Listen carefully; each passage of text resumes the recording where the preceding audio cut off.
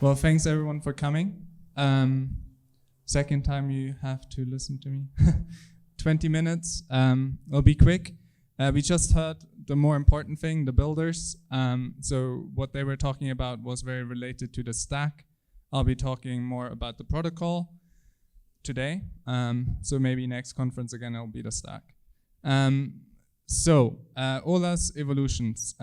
So I'm co-founder of Valory, and you've heard multiple times we core contributor to Olas, and today I'm going to present what we think is a missing puzzle piece in the protocol design. So yes, it's got to do with staking. So we have basically two mechanisms which are live and being used.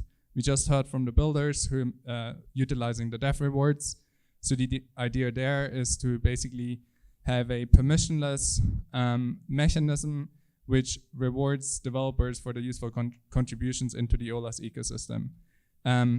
Bonding, its role is to enable the Olas token to be on various chains, so that, for instance, someone who is building on Celo, like we heard earlier from Renee, is able to come directly to Celo, build on the Olas stack there, and then actually run their agents.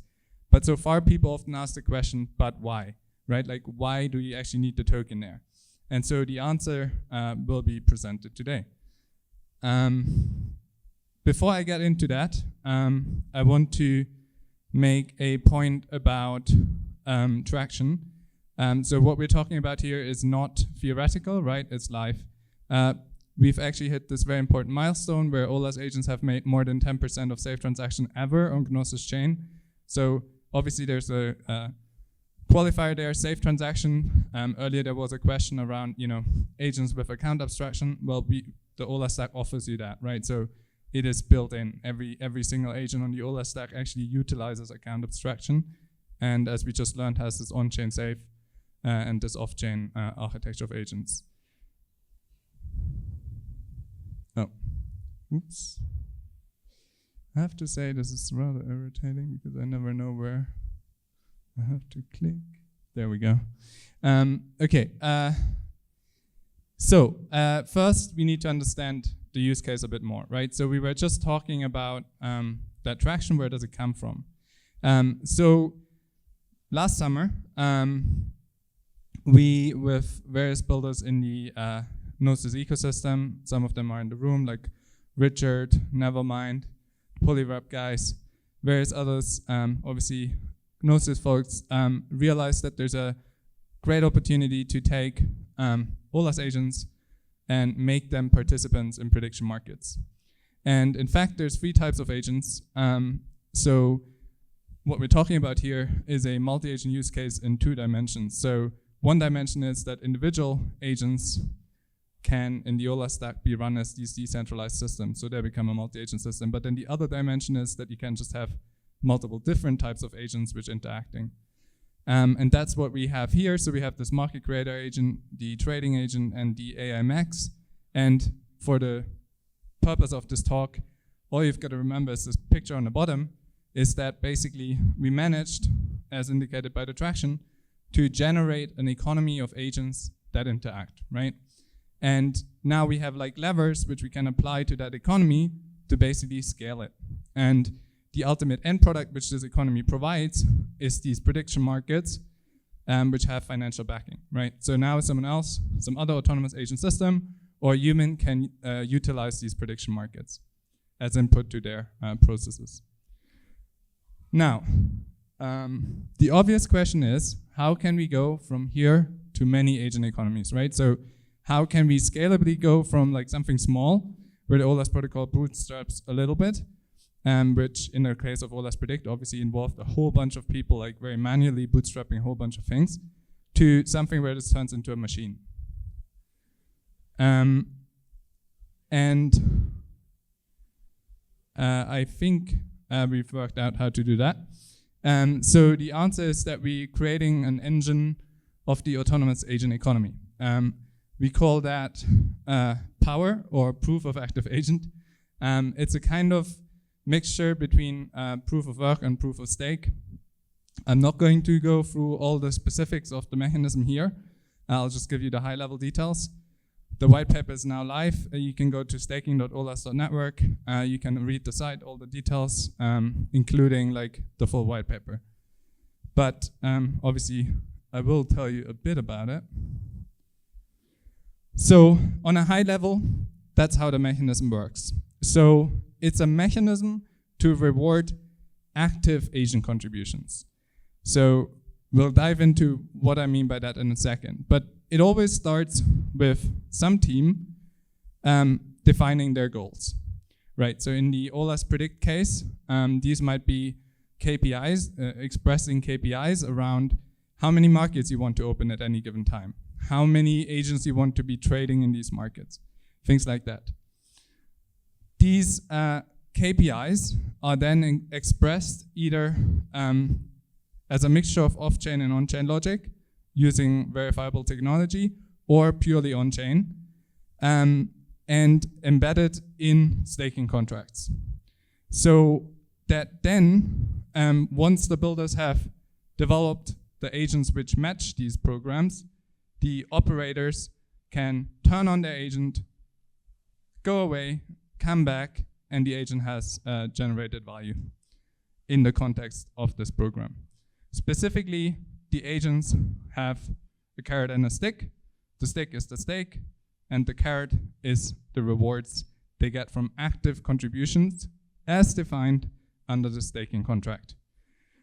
And so this basically allows you, anyone in this room, to define a set of contracts or KPIs first, which are embedded in a contract, to drive very, very targeted behavior on your protocol, your chain, and outside of Web3.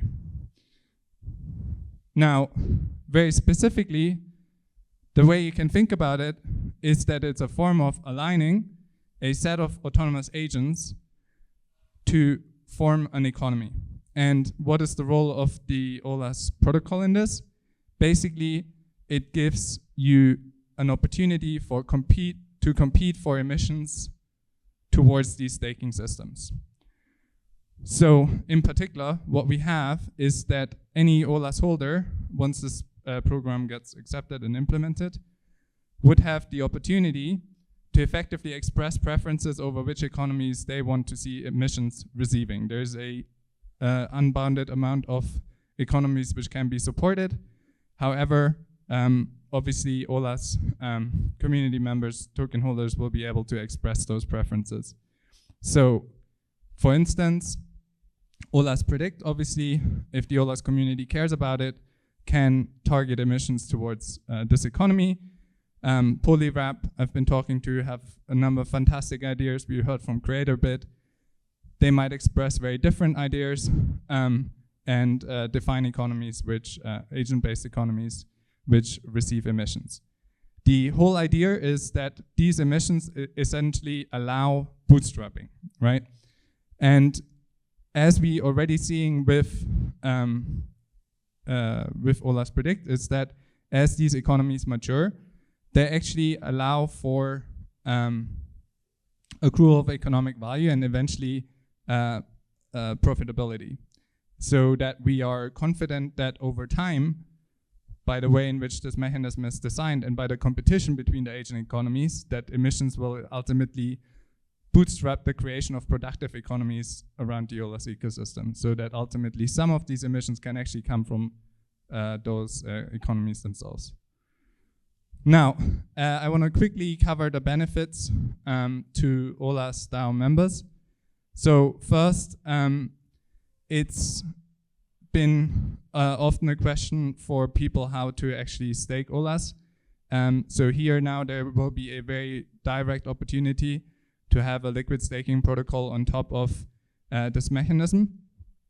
We think that, well, it's designed to create ecosystem growth in a permissionless manner, and therefore further the adoption of the DAO and its token.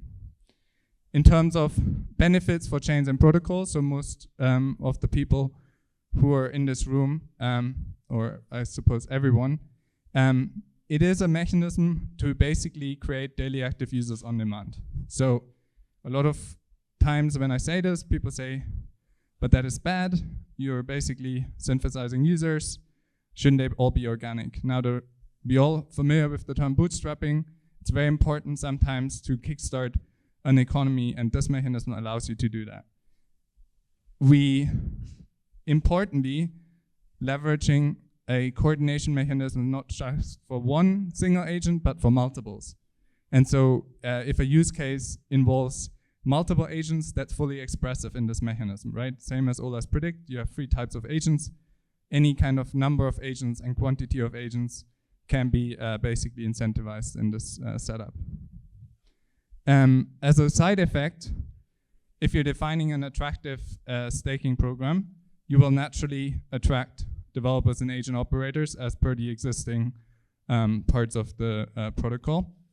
And I think the most exciting thing, and that's something which differentiates Olas very strongly from a lot of, I think, protocols, is that we do not try to trap anyone into the Olas tokenomics. It's an open platform for anyone to bootstrap and build their autonomous agent economies on top. And we're strong believers, and actually can prove it with the mechanisms, that this positive sum game benefits everyone. So we actually want you to bring your token to it, right? So this mechanism is fully compatible with a scenario where, like, CreatorBits, for instance, might one day decide to further incentivize that system.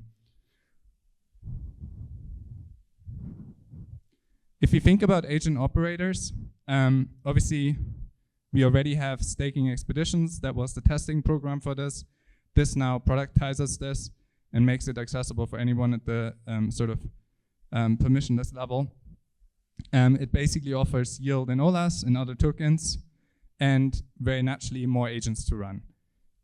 We at Olas have sort of a couple metrics. One key metric is obviously around builders. Another is just about the number of agents which are running.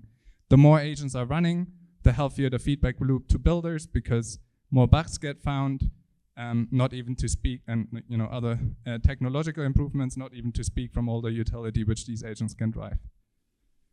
And then benefits for developers. If someone goes to the length of creating a staking program with the associated staking rewards, that is probably the strongest signal you could have to actually build agents into that particular sub system of the Olas ecosystem. And the sustainability of funding is more likely to be guaranteed. So let's end with some examples, and I'll be very broad here. I'll start with agent influencers, so CreatorBits. I think is a great use case here. You can immediately deploy it on that system once it's developed in terms of the smart contracts. Yesterday I was at a very insightful and a good event on science and how we can use autonomous AI technologies in the context of science. There's very interesting agents to be built which act as almost entire university bodies, right? So here you have a mechanism to effectively spin up your university consisting entirely of autonomous AI agents. I would love to, support that in any way I can. And finally, at the most extreme end of the spectrum, on Monday, there was this AGI conference with a lot of big names attending, and I think one thing which stuck out for me was something Pramod from Sentient said a couple of times, which is that it's almost inconceivable that an AGI will not be a multi-agent system. So, at least in theory, we are offering you a playground on which to openly create more and more advanced autonomous AI agent systems interacting with each other and creating outcomes. So yes, the final call to action I have for you is, where can Olas autonomous AI agents become the daily active users of the chains and protocols you're involved in? We'd love to talk to you about this, and obviously this is still at the design stage in the sense that the white paper is out, and the specifications are out. But if you have insights into how we can make this mechanism even better, want to contribute to it, come talk to us. We want to support you. So yeah, thanks for your time and attention.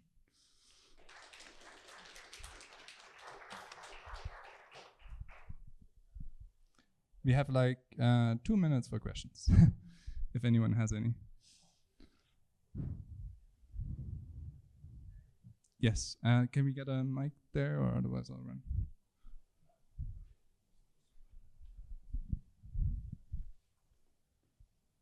David, I was just going to quickly ask, remind us where to go to find out more information about staking. Yes, so it's staking.olas.network. Yeah. And I think there's a banner on the main page, right? No, there might be a banner. Any other questions? Yeah. Hey, David, what are some of the, I guess, exciting or burgeoning new use cases that you are seeing people use Olas for? Yeah. So one of the ones which is almost live, it's currently in alpha testing, it's called Baby Degen. It actually incorporates a couple of the sponsors as well, Kaito, for instance, for the sentiment analysis. It's another example where you have a set of agents, some of them specializing in sort of the more research around information gathering in the DeFi context, and then some of the agents, the end user owned agents, the Baby Degens, utilize that and other information to take positions and effectively manage a portfolio on behalf of the user. We built that because DeFi is always a big question when people come to us, and this is going live on Solana. We also heard earlier from Cello. I think we're all still like kind of figuring out what shape the elephant has there, but we're very excited about that hackathon. And then, it's no secret that Olas has gone to 8 chains by now, and in each one of them, we're looking at with teams at different kind of use cases, from gaming all the way to like governance.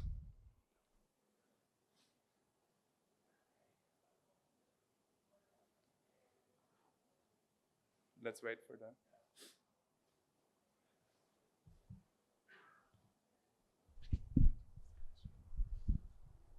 Obviously, it was mentioned in the previous panels, like there's not like, and besides Olas, honestly, the competitive landscape is not too broad.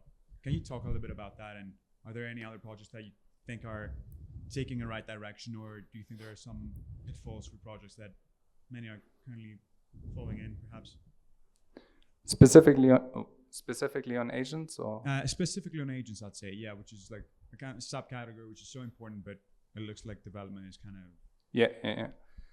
So I think there's quite a lot of interesting projects actually. So let's say on the AI agent side, which I would personally often refer to as tools, often also because it otherwise confuses people, all the way over to autonomous agent use cases where the agent runs all the time.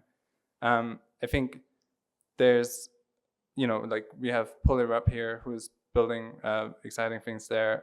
We have built with Algovera, now Napta.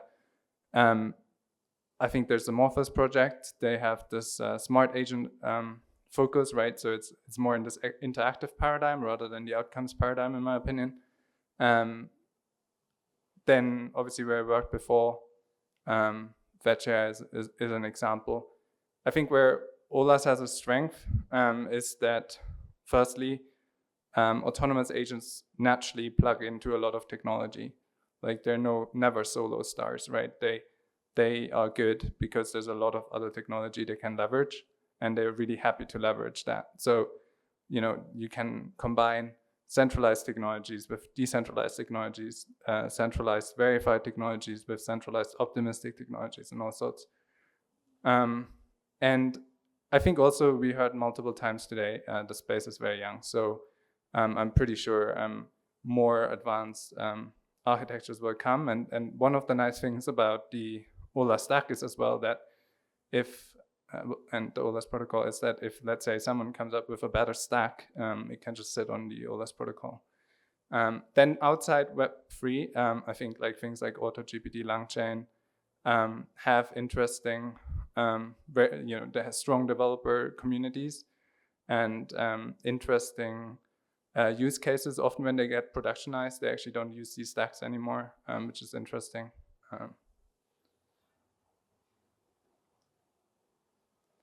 Right, thanks everyone, and over to the next speaker.